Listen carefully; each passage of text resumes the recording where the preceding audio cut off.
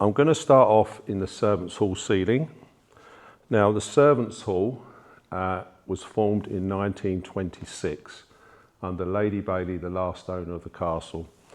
Now, the actual ceiling itself is known as a strapwork ceiling, but it's a copy, and the mouldings for that ceiling came from a rich merchant's house called Paul Pinder in London, Bishopsgate, London. Now, part of that house, right, the facade of it was taken into the Victoria and Albert Museum in 1890 when it got demolished to build Liverpool Street Station.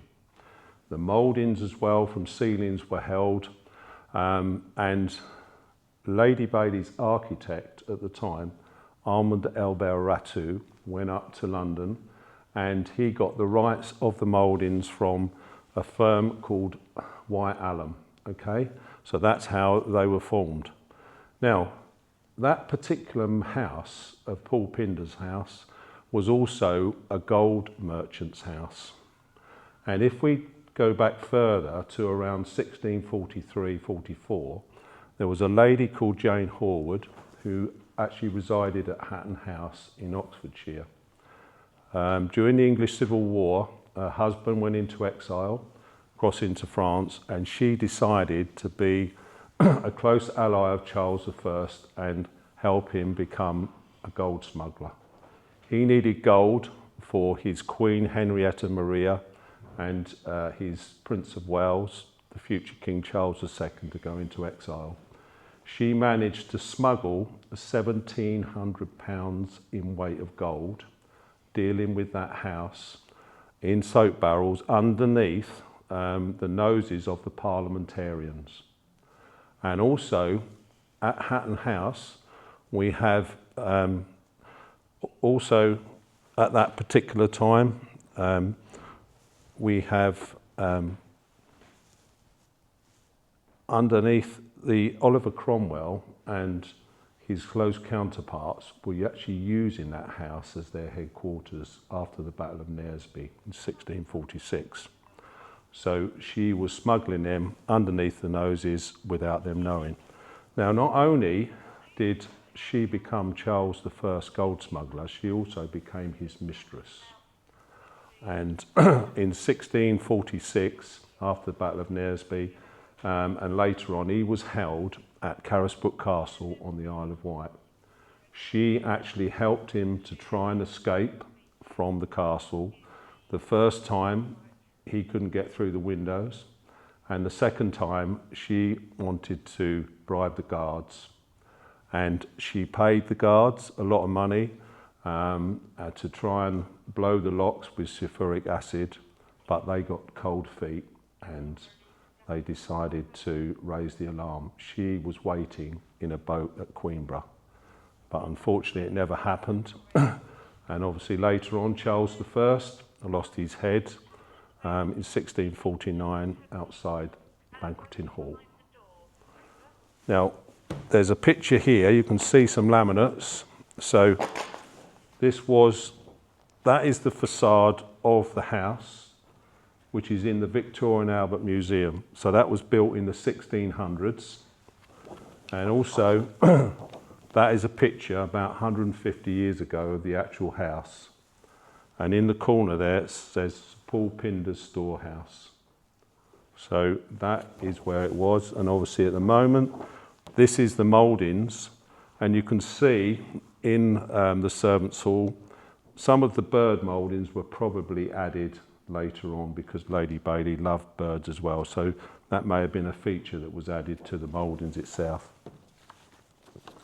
So now we move on. So as we go round, I'm going to take you into the vaulted cellar. Now, at the moment, you can't go and visit the vaulted cellar, but in there are two suits of armour, and those armours are cuirassiers' armour. And cuirassier armour, now they consist of various parts. So you've got the cuirass, which is the breastplate and also the backplate. You've got the helmet and the gorget, which is the neck brace. You've got the gauntlets, which we use to cover the hands and arms, and also the greaves, which was to protect your legs. And cuirassier armour was generally used by cuirassier soldiers during the English Civil War. Now, it's one of those things that you can't see it, but there is an image. There's two images there of, not that one, or what? You can actually see the second armour there, suit of armour behind the first one. So you can have a look at those later as well. Now, we're going to now move down the castle into the lower gloriette, down into the private writing room. And in there, we've got a Burgundian statue of Barbara, which is 14th century. Now, Barbara, she was very beautiful, and she was held by her father, Dioscorus, in the castle that she holds. And her father, he went away, and he actually, while he was away, he carried out works to the castle and built a beautiful luxury bathhouse. Now, Barbara, she was a born-again Christian, and she actually added windows to the castle while he was away. So there was 3 windows which would have represented the Holy Spirit, and God the Father, God the Son, and God the Holy Spirit, the Holy Trinity. Now, when he came back, she would not renounce her faith, so he reported her to the local Roman prefect, Martinus, and she was tortured, and her wounds were healed by the wrath of God. He came down, and torches that went near her to try and torture her further went out, and eventually she was condemned to death by beheading. Her father carried out this treacherous act, but as he walked down from the mountain after carrying out this act, the wrath of God struck, and he was struck by lightning and killed instantly. St. Barbara is the patron saint of ammunition, also of mines as well. Now, and there's a picture of her there, which you can see down in the private writing room, and you can see her holding the tower, which she was actually held in, and there's the 3 windows. She actually added 2 more windows to that. Now, as we move round, we move round into the writing room, and the next item is the fireback within the fireplace itself. Now, that particular fireback was commissioned in 1997 by the trustees, and the chap that was actually working on that was a chap called Martin Charteris. He was a Baron of Amersfield. Now, he was married to Dave Margeson, who was Dave Margeson's daughter Mary, who was a close advisor of Lady Bailey. Now, Dave Margeson, he was quite an important figure during the Second World War. So he was Secretary of War. He was also, he also in the First World War was given the Military Cross, and he was a British officer and a courtier later on to Queen Elizabeth II, and also private secretary to her. Now, he also, at that particular time, was to tell the Queen in 1973, 6 years before it became public, about Anthony being a spy. And Anthony Blunt was a spy, and she got told that 6 years before it was announced publicly. Lord Charteris, his uncle Guy Charteris, he actually fathered Anne Charteris, and Anne Charteris married Ian Fleming, okay, the James Bond author as well, creator. Now, as we go round, we're going to come round into the chapel, and there is a painting there of Richard II, okay? Now, Richard II, born the 6th of January 1367 in Bordeaux, and he was known in those days, if you was born in an area, you was known generally as that. So he was known as Richard of Bordeaux. Now, he was the son of the Black Prince, and his mother was Joan of Kent as well.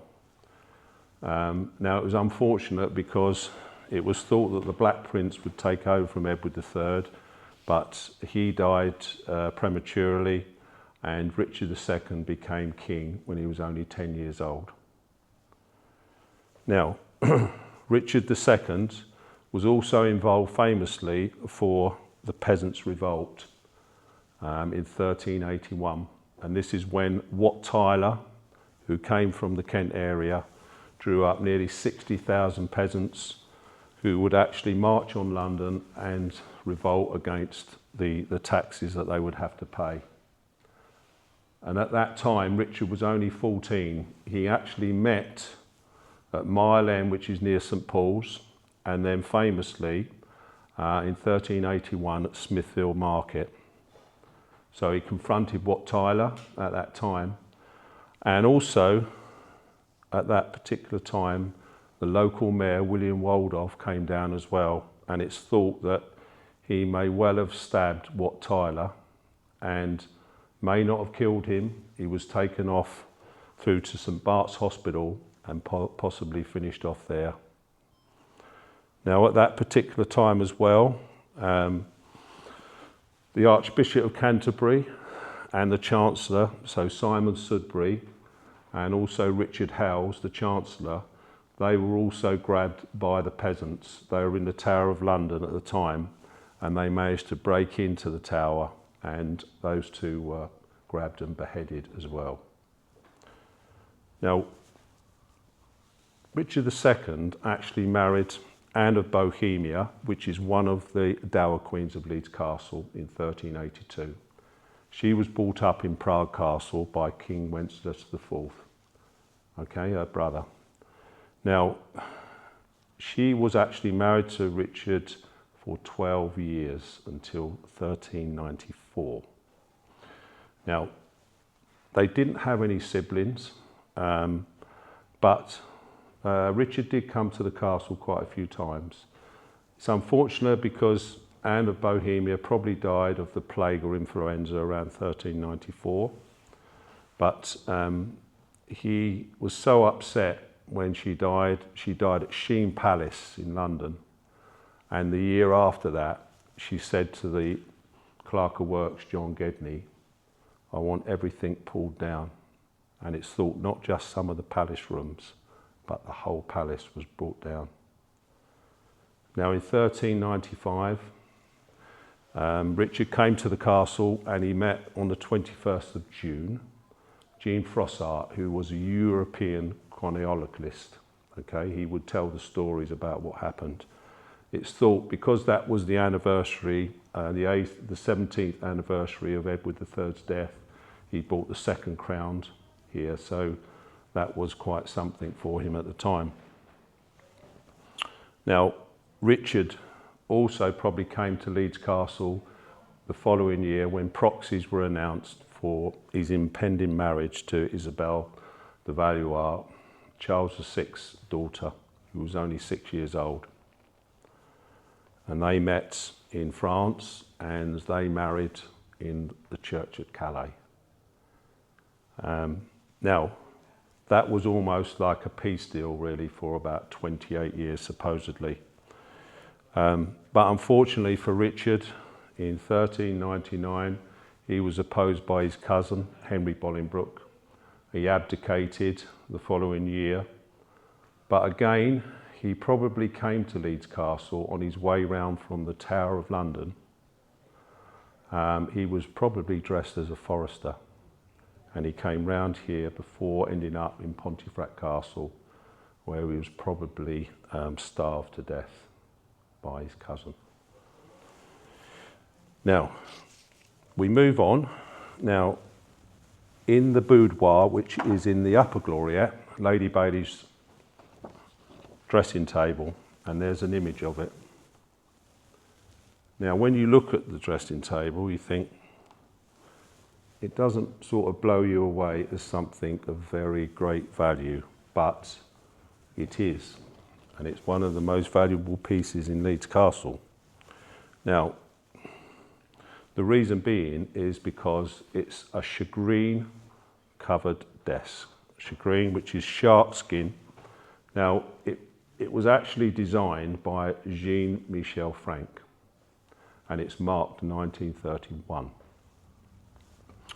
The ivory leather armchair was also by Frank around 1925.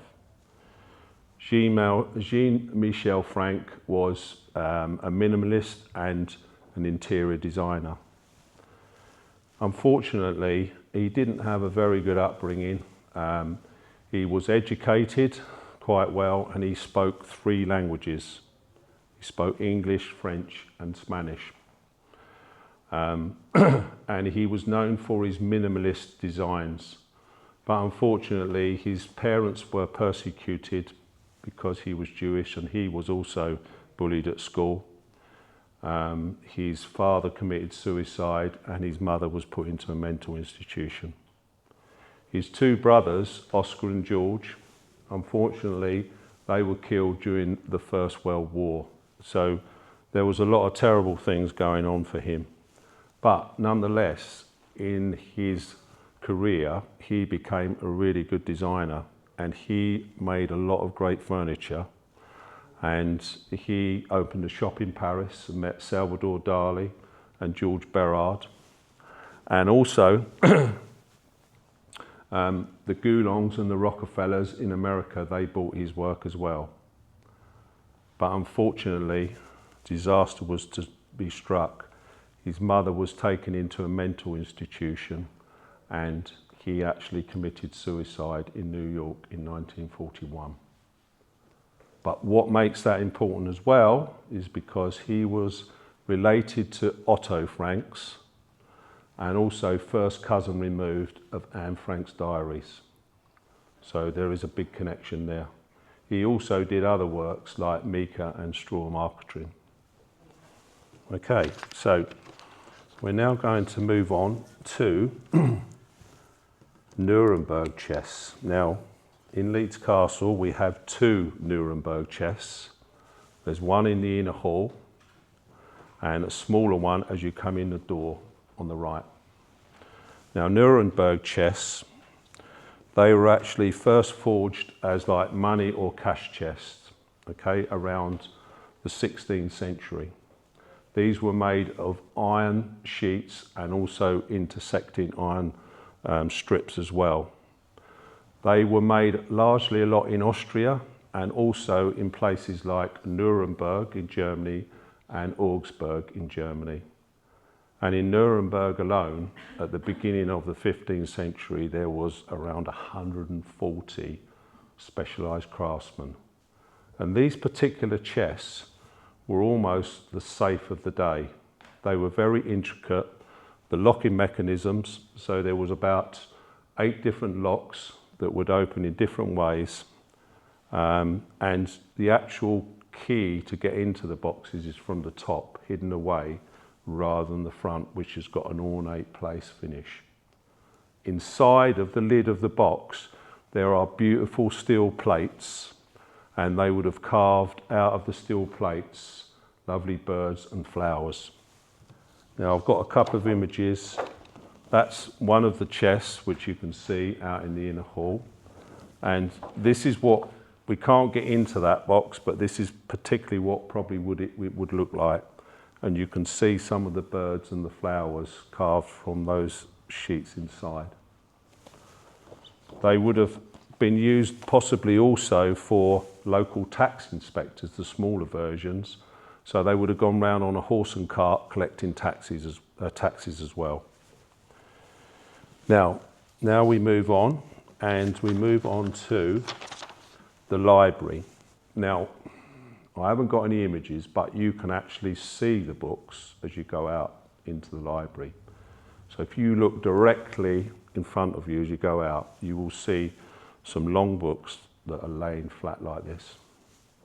Now, 2 of those are by William Hogarth. Now, William Hogarth was a terrific painter and engraver, born in 1697. He was the son of Richard Hogarth, who was a scholar at his time. Now, William Hogarth also, he had two sisters, Mary and Anne, and he became apprenticed to Ellis Gamble. And he taught him silver and gold engraving as a young man. And he used this to make money as well. Now, further on, some of his works were very sought after, and two of those, which were a section of works, was called A Rake's Progress and A Harlot's Progress. And A Rake's Progress was about a chap called Tom Rake, who actually inherited a great deal of money, but he actually blew it on gambling and also drinking, and he ended up in Bedlam. And also A Harlot's Progress was based on a lady called Mary Hackabout, who actually came from the suburbs into London, and she became a prostitute. Now, there's a series of engravings and paintings of hers, and during that period of time, around 1735, he helped create one of the first copyrights, because there was a lot of pirate copies that were being made, especially from his work, his early work. So in 1735, he helped create the Copyright Act to stop that happening. Now, he also worked alongside people like Sir James Thornhill. He was sergeant painter to George I, and he was a rival of Sir Joshua Reynolds. Now, also, some of his work was quite incredible, and in a place called the Vauxhall Fields, which was in London in the 1700s, there was these beautiful supper boxes and colonnades, and inside the colonnades was these beautiful paintings that he did. And you could pay a shilling and take your intended into these lovely gardens, and they would have been filled with about 1,000 lights as globe lights. There would have been similar places as well in the Rayleigh Gardens in Chelsea. Here's an image of what it would have looked like. Look, the beautiful colonnades there and the high-level supper boxes, never to be seen before. And also here, this is some of his images. He was so incredible that he actually showed images of what was happening in the 1700s. This is like Beer Street and Gin Lane, and you can see a lady there she's drunk, and then she's dropped her child. In the background there's a chap trying to sell his saw, but it was depicting what was happening at that particular time in the 1700s. Not only that, recently, if you go to St Bart's Hospital in the museum there, up where the staircase is, they've just restored some of his work, which is quite incredible, on the staircase. Now, he also went to the Isle of Grain. There was a pub there, okay, called the Hogarth Inn, and that is still there today. That was listed in 1960. Now, to finish off, we're just going to talk about one more thing, which is about this clock behind me. So this clock is an early 18th century design, and it's by André Charles Boulay. And it dates around the 1715, okay, early time of around Louis XIV. You can see on the clock itself, it's gilt bronze, and you can see the Father Time with the scythe on the top. It's also mounted on a painted frame, and either side there you can see the two bronze cockerels as well. Now, André Charles Boulay was well known for his cabinet work in the field of marquetry. He was recommended to Louis XIV as the most skilled craftsman of his time, and he carried out the perfect inlay of tortoiseshell, brass and pewter into ebony. And that was what his work was all about, largely. He was the master craftsman of his time. Now, when he passed, he left all of the work that he had built up to his 4 sons, including the Royal Charter. But unfortunately, 3 of his sons got into debt, and they passed in debt, unfortunately. But the royal title went on. So that brings me to the end, ladies and gentlemen, of Leeds Castle objects. Did you like that? Thank you.